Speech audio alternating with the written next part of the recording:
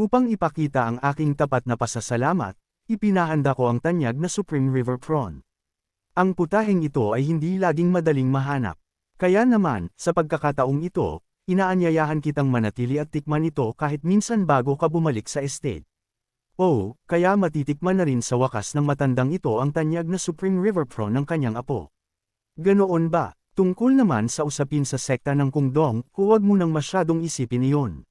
Tandaan mo, hindi laging kamao ang sagot sa paglutas ng alitan. Maaari kang mapanatag, lolo. May plano na ako para dyan. Kahit ang Kungdong paang, nang marinig ito, ang dakilang matanda ay humalaklak ng malakas. Magaling, iyan ang diwa ng aking lahi. Kasabay nito, tinapik niya ang kanyang hita at tumayo. Sa pagkaing amoy banal na ganito, nagpa siya ang matandang ito na mananatili siya ng isang araw. Ipaghahanda ko po kayo agad ng silid, lolo. Ngunit sa sandaling tumalikod siya para pumunta sa pinto, bigla siyang pinigilan ng dakilang matanda. Habang narito na rin ako, may gusto sana akong itanong. Lumingon ito pabalik, ang tingin ay tila nanunuri. Sa dalawang dalagang iyon, sino ba talaga ang nakakuha ng atensyon mo?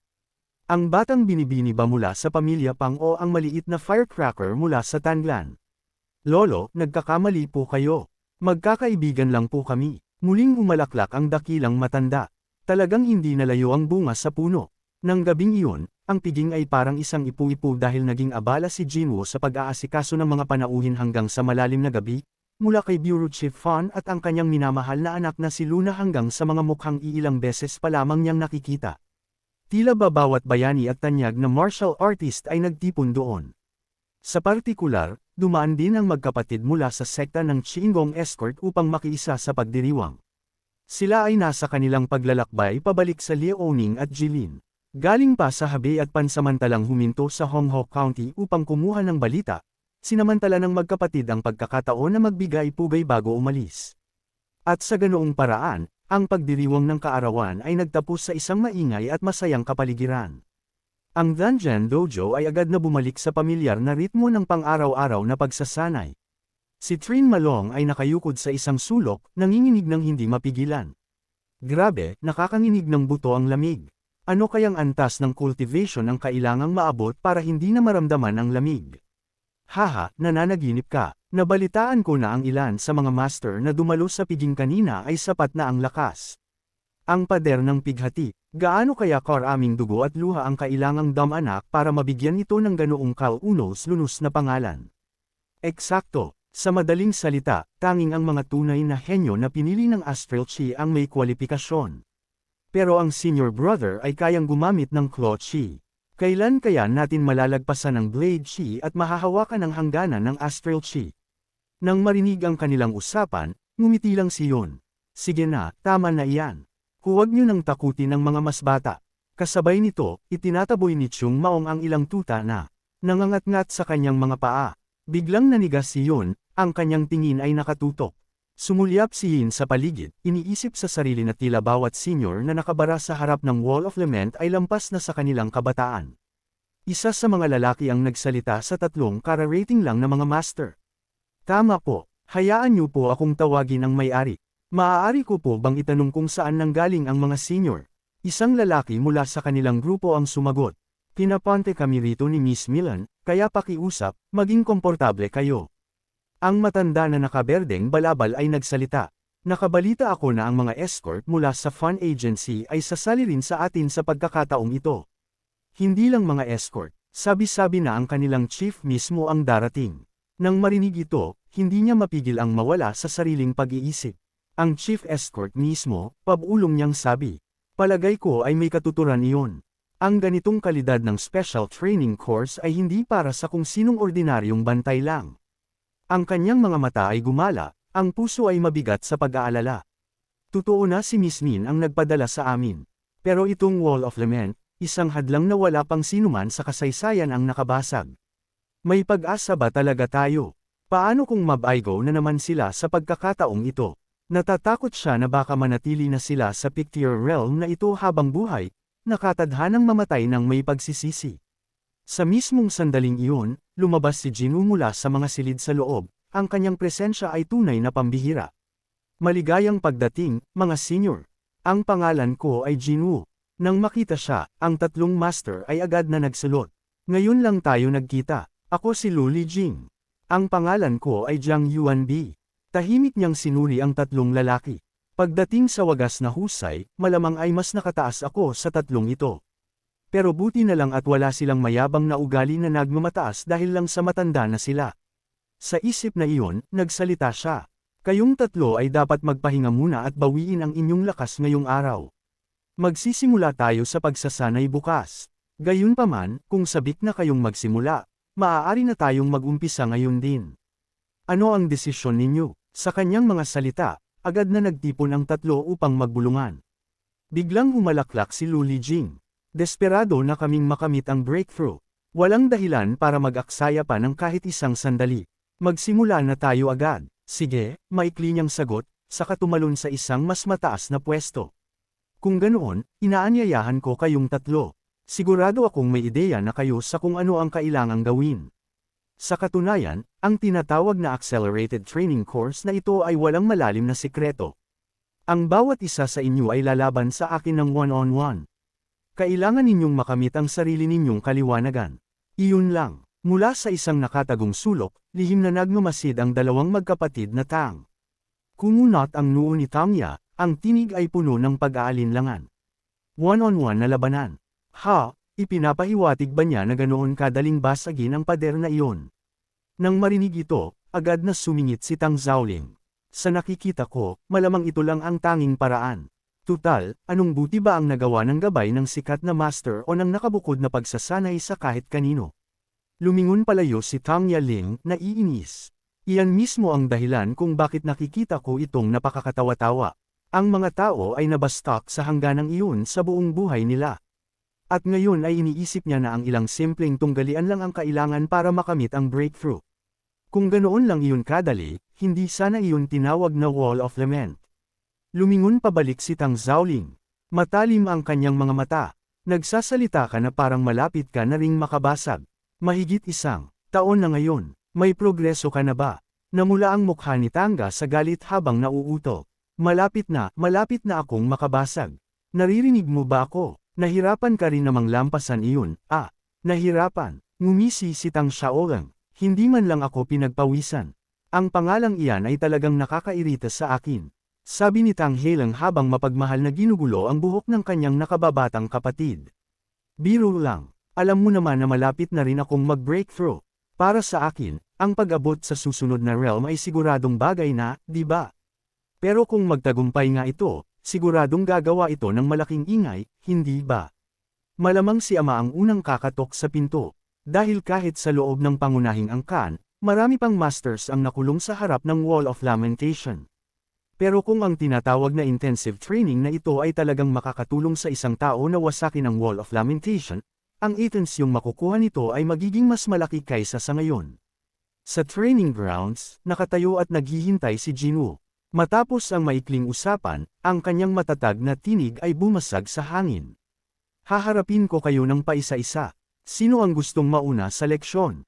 Agad na humakbang si Lu Lijing, nag-aapoy ang kanyang fighting spirit. Ang matandang ito ang kukuha ng karangalang mauna sa atin. Jiang Yuanbi, sabi nga nila, unahin ang matanda, ibinibigay ko ang unang galaw kay Brother Luo. Ang nakatatanda, syempre, ang dapat na unang makabasag sa pader. At sa katunayan, si Lu Lijing ay mahigit 20 taon nang nakabara sa mismong pader na iyon. Ang dalawang mandirigma ay nagsulot. Humihingi po ako ng inyong gabay, Master. Ang bigat ng kanyang obsesyon ay ramdam sa kanyang tinig. Dahan-daang binunot ni Jinwoo ang kanyang espada, ang talam ay tumunog ng malamig na tunog metal. Shing, kung ganoon, magsimula na tayo. Ibibigay ko sa iyo ang unang tira. Namuti ang mga kamao ni Lu Lijing sa higpit ng hawak sa kanyang espada. Dahil nilunok na ng matandang ito ang kanyang pride para maparito, hindi na ako magpapaligoy-ligoy pa. Kasabay nito, ang kanyang anyo ay sumibad sa hangin na parang isang sumusunggab na lawin. Isang kislap ng bakal ang bumaba mula sa langit, nakatutok ng diretso kay Jinwoo. Klang! Sinalubong niya ang taga ng may simple at madaling pagharang, pinatitigil ang mabangis na pagsalakay sa sandaling lamapat ang kanyang mga paa sa lupa. Hindi binigyan ni Luo Lijing ang sarili ng pahinga, nagpapakawala ng tila bagyo ng mga taga-espada, ngunit ang anyo ni Jinwoo ay sumusuot sa kagubatan ng mga talim na parang dahon sa hangin, ganap na hindi natatamaan. At pagkatapos ay, lintik, ungol ni Lu Levi-jing, nagngangalit ang mga ngipin upang harangin ang bawat taga. Anak ng, hindi man lang siya gumamit ng kahit isang onsa ng sword shi. Huwag na nating pag-usapan ang Blade Aura. Talaga bang kino-corner niya ako ng ganito gamit ang wagas na husay lamang? Bawat impact ay nagpapadala ng shockwave sa kanyang mga buto at kalamnan, niyayanig siya hanggang sa kaibuturan na tila ba madudurog siya. Hindi ko hahayaang matapos ito ng ganito kawalang saysay, sigaw ng kanyang isip. Kung ang laban na ito ang susi sa pagbasag sa pader, kahit na kailangan kong sunugin ang mismong lakas ng aking buhay, itatama ko ang huling tagang ito. Ibinihus niya ang bawat huling patak ng kanyang lakas sa kanyang galaw, tumalon ng mataas. Ngunit ang kanyang sukdulan at desperadong taga ay naharang pa rin. Nanigas si Lu Levi-jing sa gulat, ang kanyang mga mata ay nanlalaki sa kawalan ng paniniwala. Hindi maaari, ibinihus ko ang bawat huling bahagi ng aking internal energy doon. At wala itong nagawa, hindi sumagot si Jinwoo, sa halip ay marahan lamang itinalumbaba ang kanyang palad sa dibdib ng matanda. Mahusay ang ginawa mo ngayong araw. Itutuloy natin ito bukas. Nanatiling nakatayo roon si Lu Levi-jing na hindi makapagsalita. Ang dalawa niyang kasamang disipulo ay nagmadaling lumapit sa kanya. Senior brother, ayos ka lang ba? Tanong ng isa, tingnan mo siya, para bang lumabas ang kaluluwa sa kanyang katawan. Bigla, isang makinang na liwanag ang nag-alab sa loob ng mga bakanting mata ni Lu Levi-jing. Nagsimula siyang bamulong. Nakikita ko na ang mundo sa kabila ng pader. Pakiusap, bigyan niyo pa ako ng ilang pahiwatig. Nararamdaman ng abang ito na nasa bingit na siya ng kaliwanagan. Ang mga butil ng pawis ay kumikinang sa mga noo ng dalawa pa habang ang isa sa kanila ay nagsalita. Pakiusap, maghintay lang po ng sandali. Sears, naniniwala akong may nakamit akong breakthrough. Sige, tumango si Jinwoo nang walang pakialam.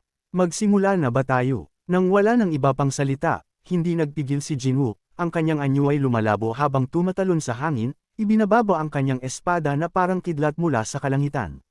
Nagpakawala si Lotkang ng isang nakakabinging dagandong. Isang kislap ng kanyang talim ang sumaubong sa atake habang ang papasabog na lakas ng impact ay nagpatalsik sa kanyang anyo pabalik, humanga si Jinwoo sa loob-loob niya. Ito ay inaasahan na mula sa isang veterano ng sandaang laban. Ang kanyang panloob na enerhiya ay halos wala na. Gayunpaman, ang kanyang kagustuhang lumaban ay nag-aapoy pa rin na parang impyerno. Ngunit mas nakakatakot sa lahat ay ang kanyang tingin. Isang tingin na napakatalas na tila ba tumatagos sa mismong hibla ng realidad. Ang tinatawag na sulyap ng pag-unawa na iyon ay hindi isang walang kwentang pagyayabang. Iyon ay tingin ng isang tao na sumilip na sa kabila ng hindi nakikitang pader. Isa itong mahimalang kalagayan ng isip na tanging ang mga nakikipaglaban lamang ang nakakaramdam. Isang realm na nakilala ng mundo bilang state of no self. Ang state of no self. Isang konsepto na may napakagandang pakinggan. Ngunit ang paghakbang lamang sa kalagayang iyon ay hindi nangangahulugang kaya nang basagin ang pader.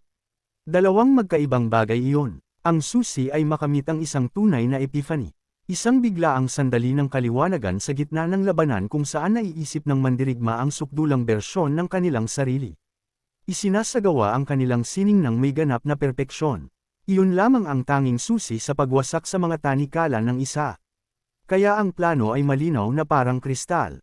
Una, itulak ang kalaban sa kanyang sukdulang limitasyon, pinipilit ang matanda sa state of no self. At pangalawa, ang pinakakritikal na bahagi ay ang tulungan siya sa mabilis na sandaling iyon. Bigla, ang espada ni Lord Khan ay sumabog sa isang nakakasilaw na gintong aura. Nagpakawala siya ng isang mabangis na sunod-sunod na atake. Ang kanyang sword shi ay humahati sa hangin habang ang sunod-sunod na alon ng walang humpay na atake ay nagpuwersa kay Jinwoo sa isang palagiang depensa. Ang dalawang manunood sa ibaba ay napasigaw sa matinding gulat. Iyan ay Blade Aura. Ang matandang master ay nakabuo ng Blade Aura. Nagawa niya nga, kahit si Lord Khan mismo ay natigilan, nakatitig sa matalim na enerhiya na bumabalot na ngayon sa kanyang talam habang bumubulong. Ako, malumanay na sumagot si Jinwoo, pagbati, Senior. Iminumungkahi ko na subukan mo ang bunga ng iyong pinaghirapan para sa iyong sarili. Nauunawaan ko, gamit ang nanginginig na mga kamay, itinaas ng matanda ang espada sa antas ng kanyang mata, nararamdaman ang napakatalas na enerhiya.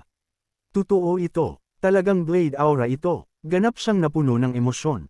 Salamat, Master. Salamat sa hindi kapani-paniwalang kabutihang ito. Ang ambisyon ng matandang ito sa buong buhay niya ay nagkatotoo na rin sa wakas. Hindi na kailangan ng ganyang mga formalidad, Senyor. Sagot ni Jinwoo. Ito ay isang bagay na nararapat sa iyo.